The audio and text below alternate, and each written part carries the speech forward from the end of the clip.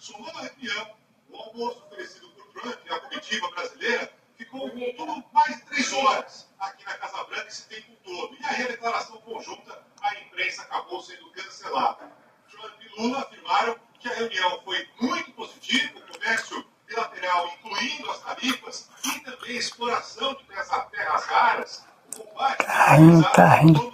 Vamos ver na entrevista. A cara de choro dele. Falou com jornalistas na Embaixada Brasileira. A reportagem completa você confere já aqui no Jornal da Band. De Washington, voltamos aos estúdios do Brasil.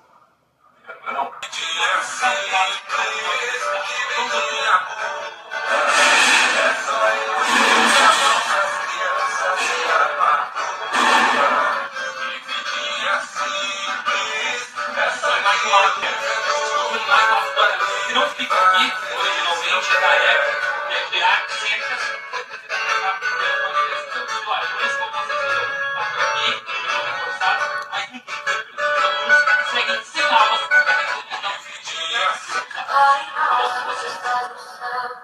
Vamos embarcar no carro em uma das entradas da Casa Branca.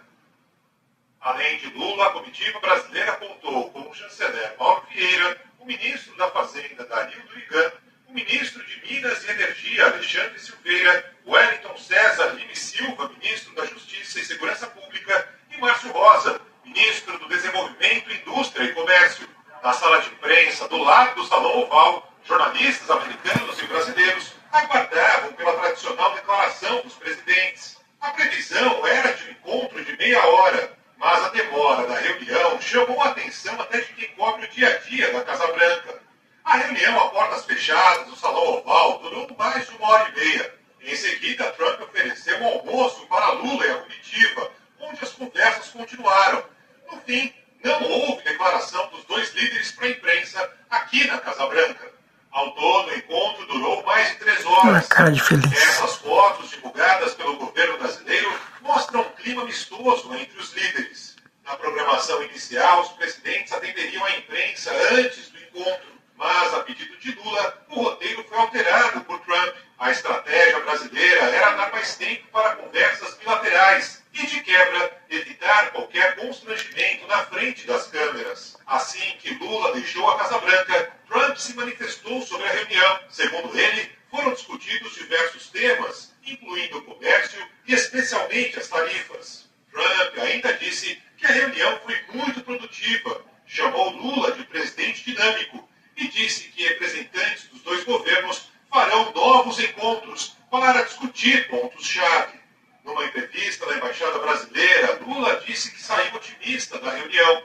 Eu saio daqui com a ideia Uma cara de choro. que nós temos um passo importante na consolidação da relação democrática, histórica, que o Brasil tem com os Estados Unidos. E eu citei ao presidente Trump de que é importante que os Estados Unidos voltem a ter interesse nas coisas do Brasil. Por exemplo, eu disse para ele que muitas vezes nós fazemos licitações internacionais para fazer uma rodovia, uma ferrovia, e os Estados Unidos não participam da licitação. Quem participa são os chineses. Lula afirmou que durante o encontro ele sugeriu a criação de um grupo de trabalho com outros países da América Latina para combater o crime organizado. Não é hegemonia de um país ou de outro querer combater o crime organizado. É uma coisa que tem que ser compartilhada por todos, porque o Brasil tem expertise. Nós precisamos destruir o potencial financeiro do crime organizado e das facções.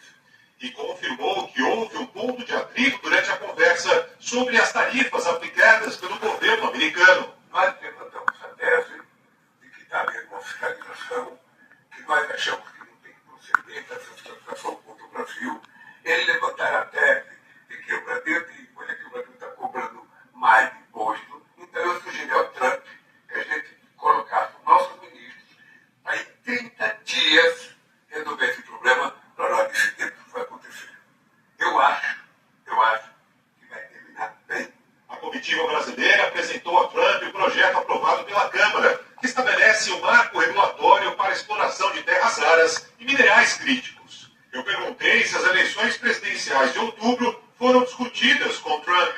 Sabe de apoio para o presidente Trump?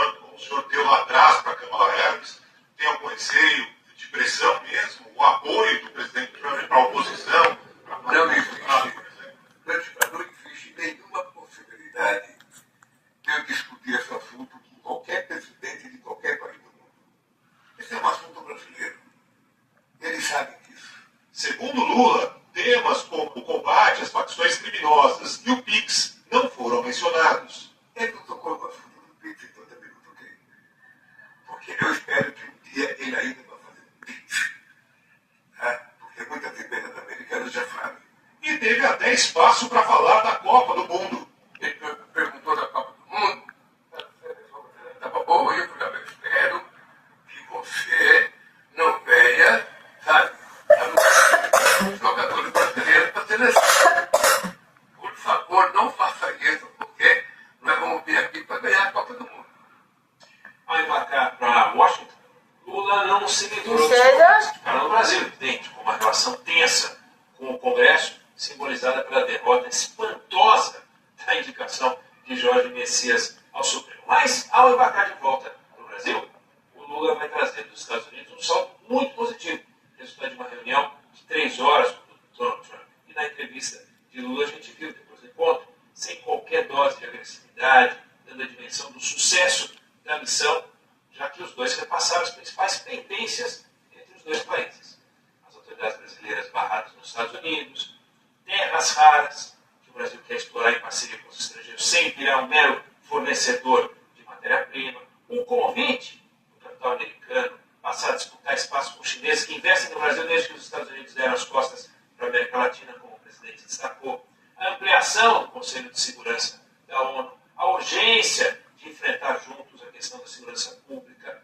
O Lula de Washington foi muito bem, muito equilibrado e serve como uma boa fonte de inspiração para o Lula de Brasília. E no meio empresarial, o encontro entre Lula e Donald Trump também foi considerado muito positivo. A Juliana Rosa já está com a gente e traz as repercussões. Boa noite, Ju. Boa noite, Adriana, para você, para a Helene, boa noite para você. A visão dos empresários é que o encontro entre Lula e Trump cria condições favoráveis para avançar em temas estratégicos. O presidente da Câmara Americana de Comércio me falou agora há pouco que o importante é traduzir esse clima positivo em resultados concretos. Em nota, a Câmara Americana fala da importância de estabelecer com rapidez um cronograma de reuniões técnicas agora para os próximos 30 dias. Estava falando agora há pouco também com o presidente da Confederação Nacional da Indústria e ele me disse, Ricardo Alban, que o setor vê com bons olhos a busca de entendimento e convergências. Nas negociações, 2 pontos são fundamentais. O primeiro, terras raras e minerais críticos. São insumos fundamentais para a tecnologia, baterias, chips. O Brasil tem a segunda maior reserva do mundo. A gente está atrás só da China.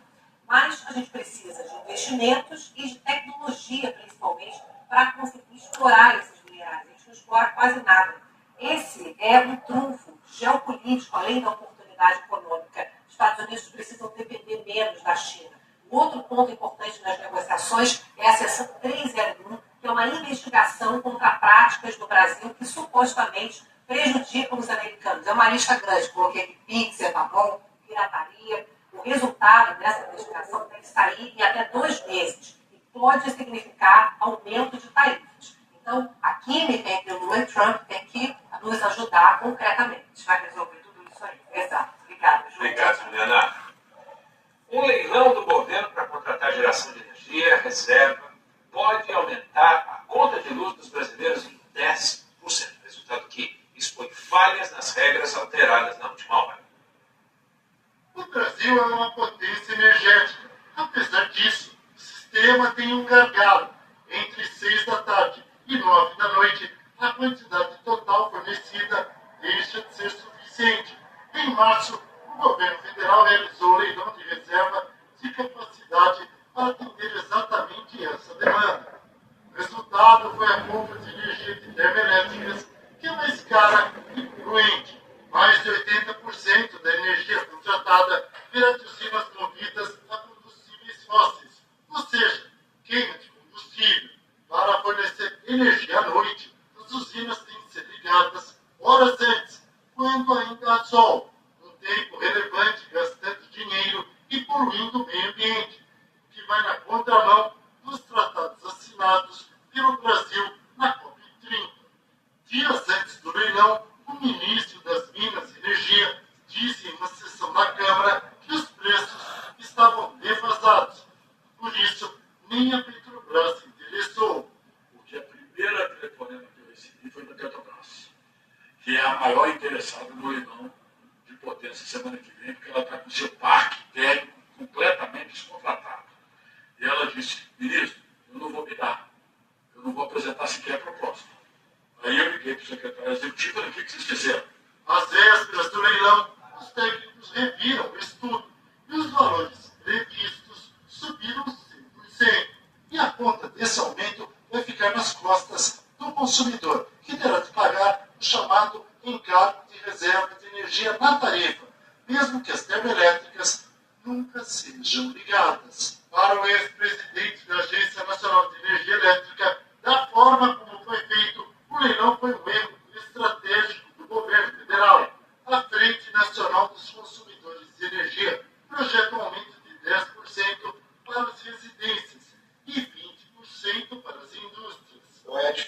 impacto muito significativo para um seguro, né, que de fato poderia ser contratado de maneira mais efetiva. Se a gente contratasse, por exemplo, isso como baterias, né, como a relação benefício-custo é positiva, em vez do custo do consumidor aumentar, ele reduziria.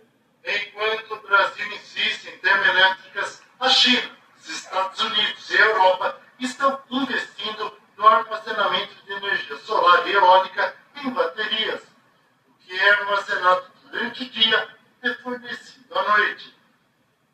A seguir, violação de cessar-fogo. Os Estados Unidos e Irã voltam a trocar ataques. Depois da troca de farpas com Trump, Papa Leão XIV recebe secretário de Estado americano no Vaticano. E o encontro de Lula e Trump na Casa Branca é destaque na imprensa